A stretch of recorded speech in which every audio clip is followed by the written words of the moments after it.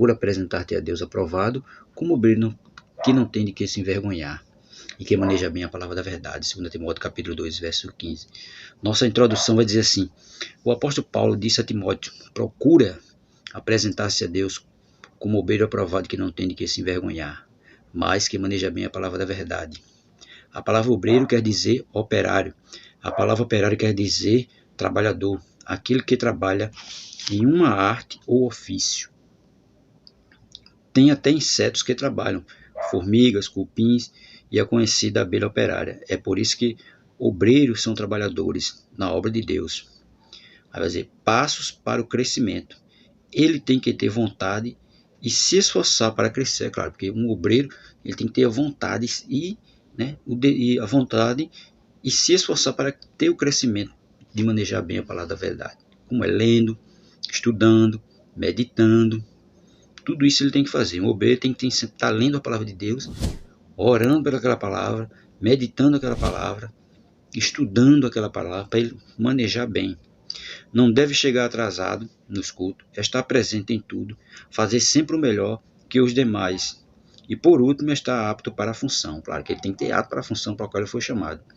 Se ele é um auxiliar de trabalho, se ele é um diácono, se ele é um presbítero, se ele é um evangelista, um pastor, ele tem que ser apto para aquela função. O obreiro quer dizer trabalhador da obra de Deus. A obra de Deus significa serviço de Deus. Ele está prestando um serviço a Deus e não ele mesmo. A diferença entre um membro da igreja e um obreiro está no grau de comprometimento com o reino de Deus. Um membro pode até estar envolvido, mas um obreiro está comprometido com o crescimento do reino. Claro, o membro está envolvido, que ele é aquele que vem para os cultos, participa dos cultos, tudinho não. Mas o obreiro não, o obreiro está envolvido, ele tem que chegar sempre primeiro nos cultos, para estar ali prestando um serviço à igreja, né? Um serviço de, muitas vezes o diácono para atender alguém, precisa levar um banco, uma cadeira, assistir alguém que está enfermo. Tudo isso é o serviço do obreiro. Por isso que ele é um trabalhador, ele não é só um membro, né? Um membro, ele muitas vezes está só envolvido, mas o obreiro não. O obreiro ele está comprometido com o crescimento do reino. Um membro contribui com a sua presença, mas o obreiro contribui com o seu trabalho, porque ele está ali para fazer um trabalho para Deus. Então o obreiro é diferente do membro, né? O membro contribui com a sua presença, mas o obreiro não, ele contribui com o seu trabalho. Jesus disse: a qualquer que muito for dado, muito lhe pedirá, né? Lucas capítulo 12, verso 48. Existe muito mais dos obreiros do que dos membros. E por quê? Porque o obreiro serve de referencial para os demais. Os membros e visitantes tendem a espelhar-se em quem está à frente. Portanto, o obreiro deve ser padrão para os demais. Uma coisa é estar em meio à multidão, sem ser notado. Outra coisa é estar à frente ou em pé na igreja trabalhando. Tito capítulo 2, versículos 7 a 8. Uma coisa é você estar no meio da multidão e ninguém está ali notando. Uma coisa é você estar em frente da multidão, sendo notado. E é isso que acontece com o obreiro. O obreiro sempre ele é notado, né? Porque está lá na frente e todo mundo está olhando para ele. Ele tem que ser espelho, né, para aqueles que estão atrás dele.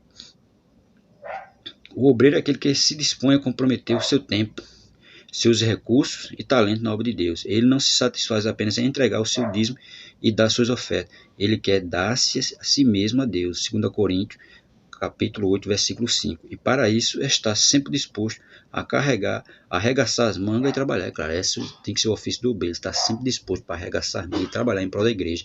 Numa obra, na manutenção de algum serviço na igreja. Tudo isso ele tem que estar pronto para isso. Outro ponto ele vai dizer disposição e disponibilidade. Quando somos chamados por Deus, temos que estar dispostos e disponíveis.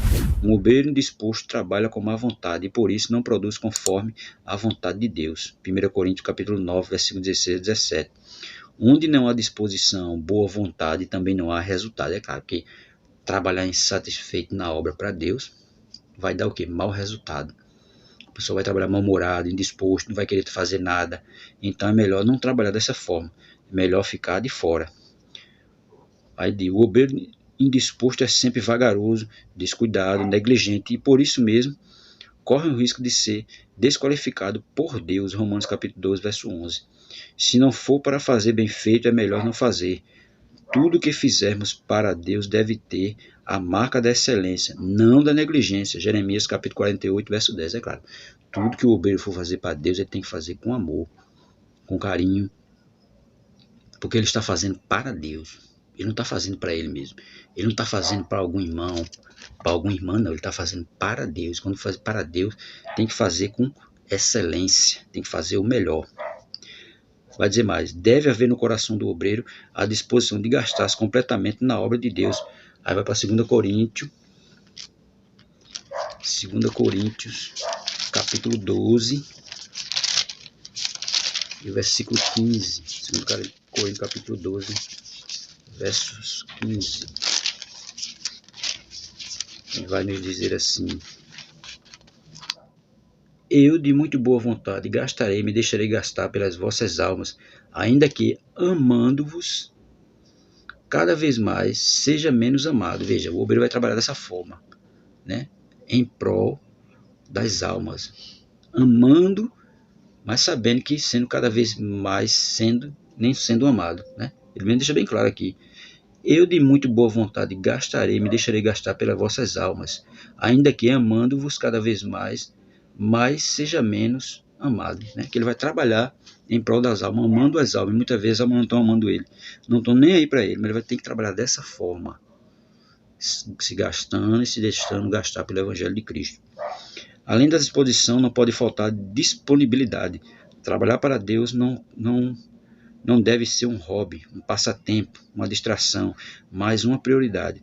O obreiro deve estar sempre disposto para Deus. A expressão eis-me aqui significa aqui estou eu, pronto para atender. Porque ele recebeu um chamado de Deus. E se Deus chamou ele para aquela obra, ele tem que estar disposto, ele tem que estar disponível, ele tem que ter disponibilidade para fazer aquele serviço. A presença do obreiro no culto deve ser encarada como um sacrifício oferecido a Deus, o que não deve ser entendido como algo doloroso, penoso, e sim como algo extremamente agradável. O termo sacrifício é a junção de duas palavras, sacro mais ofício. Trata-se, portanto, de um ofício sagrado. É o nosso culto racional, Romanos capítulo 12, verso 11. Quando Paulo disse ao seu discípulo Timóteo, procura apresentar-te a Deus, aprovado, 2 Timóteo capítulo 2, verso 15, a parte A, significa procura estar sempre disponível para Deus, tá vendo?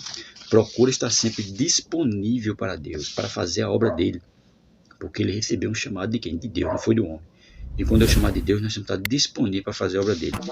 Nenhuma ocupação terrena pode privar-nos desta disponibilidade, 2 Timóteo capítulo 2, verso 4. É claro que há obreiros que têm suas atividades profissionais e que delas depende de sua sobrevivência. É claro, tem pessoas que trabalham né, na vida secular. E desse trabalho ele tira a sobrevivência da família.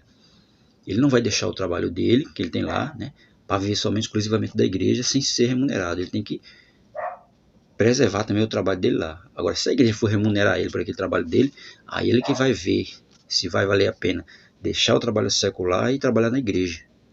Mas esses trabalhos não podem impedir muitas vezes, né, do trabalho dele na obra de Deus. Ele tem que ali adequar os horários dele, aí senão não entender. Ele tem que adequar os horários dele para atender tanto o trabalho dele secular como o trabalho da igreja. Aí diz assim: esses devem buscar e se organizar de tal maneira seu tempo para que haja maior disponibilidade possível para trabalhar na obra de Deus, né? Porque ele tem que adequar os horários dele para ver como é que ele vai atender a igreja e atender o trabalho dele secular. É isso que ele tem que fazer. Não querer fazer as duas coisas ao mesmo tempo, que não vai dar, vai dificultar tanto o trabalho dele na igreja como o trabalho dele secular. Estar disponível para Deus implica pontualidade nos compromissos da igreja. O obreiro deve chegar algum tempo antes do culto, colocando-se à disposição para qualquer serviço. É isso que tem que fazer, né? Ele tem que chegar antes do culto começar para estar à disposição de qualquer coisa que venha acontecer, qualquer imprevisto. Essa é a função do obreiro, ele tem que entender isso, né? Para concluir, vai dizer: queremos que Deus trabalhe para nos abençoar, mas não trabalhamos para Deus. Às vezes não temos tempo ou só fazemos alguma coisa na igreja quando sobra algum tempo. Deus não quer isto. Deus quer o melhor do seu tempo. Reserve um tempo para Deus. Aí ele vai lá em 1 Coríntios, capítulo 15, verso 58, né, que diz assim: nosso trabalho não será... 1 Coríntios, capítulo 15... 1 Coríntios capítulo 15, versículo 58, que vai dizer assim: portanto, meus amados irmãos, sede firmes e constantes, sempre abundantes na obra do Senhor, sabendo que o vosso trabalho não é vão no Senhor. O trabalho não é vão. Né? O trabalho não é vão. Há uma recompensa por esse trabalho. Jesus ele sempre vai abençoar aqueles que trabalham para Ele. Às vezes a bênção não pode ser bênção material, mas bênção espirituais. E Ele já nos deu uma bênção que é a salvação. Não tem bênção maior do que essa. Então, mas mesmo assim, Ele ainda vai nos conceder algo da parte dEle. Quando nós trabalhamos na obra dEle, com amor, com carinho e com fidelidade. Lembrando sempre que o obreiro, né, de uma congregação, de uma igreja, seja lá como for, pequeno ou grande, se ele andar nos caminhos dele, ele vai ser espelho para aquela congregação.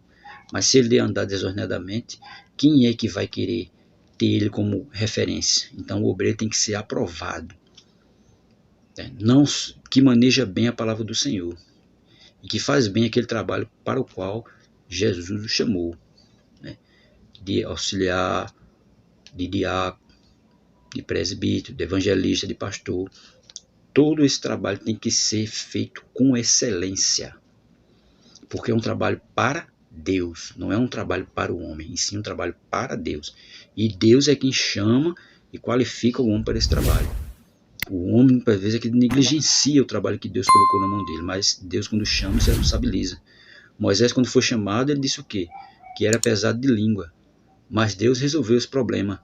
Disse, chama Arão, que Arão vai te auxiliar. Quando Moisés já estava para ir embora, quem ficou no lugar dele? Josué, né?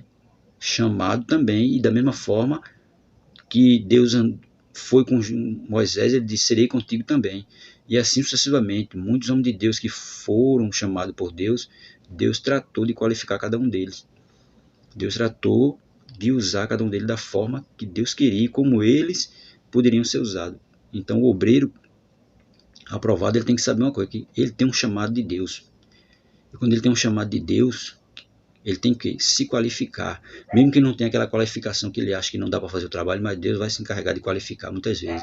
E vai usar o entendimento que ele tem com o de Deus e tudo dá certo, quando é um chamado de Deus.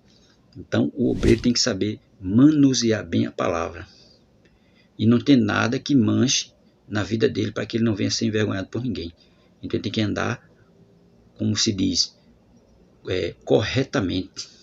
Tem que andar de maneira correta, para que ninguém venha querer usar de meios para querer envergonhar ele na congregação, na rua.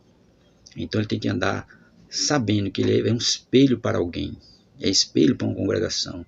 E ele ali é um homem que foi chamado por Deus para fazer a obra dele.